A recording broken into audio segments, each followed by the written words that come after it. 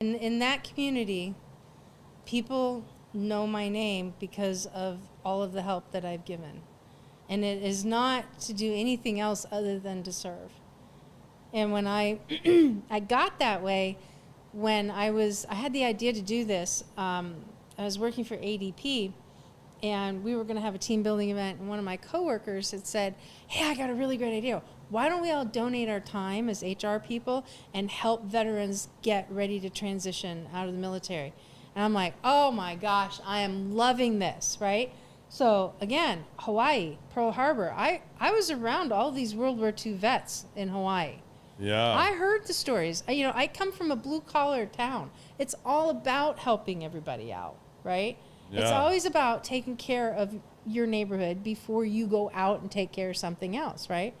So even though there were certain areas of my life growing up in Erie that were really rough, but that spirit was there. I always saw it. I saw it in our church. I saw it amongst the kids at school, like their parents. I saw it. So I adopted it. It's just, that's part of my worldview. What else led you to wanting to work with operators and stuff like that? Because I know it's a big passion for you, and you do it relentlessly, and like that almost to me at times comes before anything else for you. It times. Does. Like yeah. It's a true passion for you. Yeah, it's a. Where did that come from? It's my nature. Probably because I'm just as straightforward as they are, and we get each other. Because you remember, what was that Blind Melon song back in the 90s, and the Which little girl one? in the bee outfit? The rain song. No rain. Oh, yeah. No rain. No rain. Right. The happy bee people that she Yeah. meets? Yeah. The team guys are my happy bee people. And I tell them that, and they're like, Brenda. And I'm like, that will never go anywhere else. So now it's on a podcast, so deal with it. Anyway, but... You totally got Jay to dress up and do his little dance in the bee outfit, didn't you? Jay would do it. Jay would totally do it. Jay loves the opportunity to dance. Oh, God, yeah. But, no, it's just like, I understand how they talk. I understand how they think. I understand their ethos. That's a big thing. So that's what you call alignment. That's alignment with their values and mine. And believe it or not, it was helping SEALs do this that actually... I didn't know this. You know how many team guys are faith guys? Big time. Lot of faith in the SEAL teams. And it's what got me back into focus in my relationship with God and Jesus and the Holy Spirit. Yeah, it's really wild when you think about it, or you hear their stories and their journey in that, because those guys have sacrificed more than most can even fathom or imagine. Yep. And they've had to do things that, not many people could do. Not many people could stomach. Not many people, and they've done it, and they've had to come to terms with all those decisions and everything else.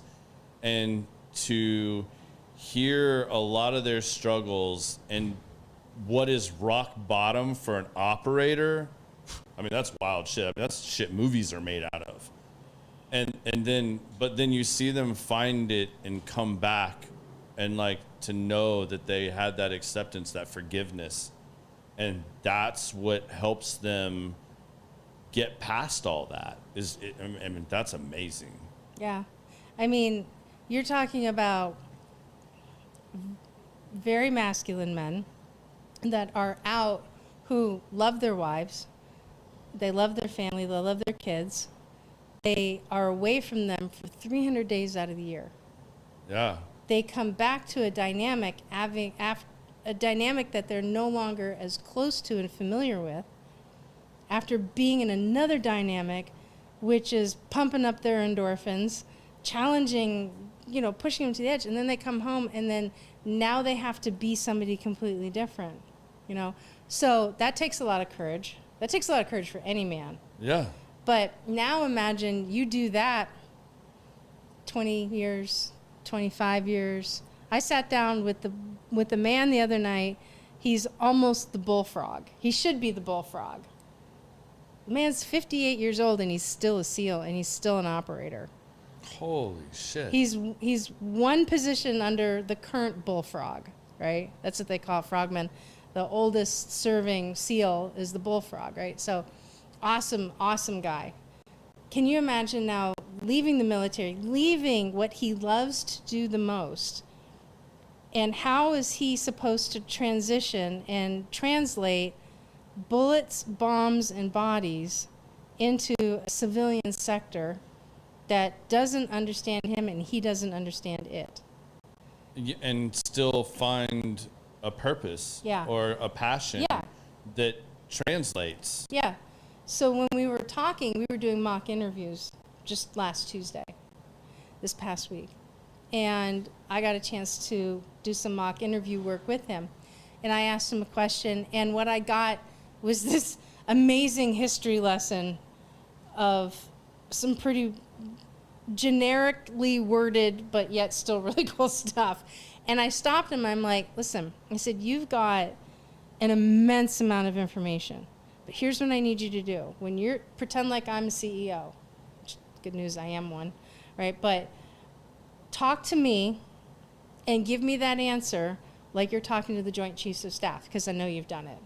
Talk to me like you're talking to an embassy leader, because I know you've done it. And I know when you talk to somebody like that, you tie everything in together. Right now, you're not tying anything in together. And all it took was that little tweak, and he jumped on it, and he nailed it. And he goes, that was good. It's as simple as that. It's just minor adjustments. It's not like we come in there and we tell them, it's like, tell us our deepest secret fears. It's not, no, we're here to help you win so long as you follow what it is that we're saying. And sometimes we don't get it right, and no leader does, right? You don't get everything right 100% of the time. Companies don't always get things right 100% of the times. But we can help you fine-tune. And the way SEALs think anyway is 2 is 1, 1 is none, right? 2 minds are better than 1, and no man is an island. So they rely on it. They want the collaboration. They want that feedback. Like,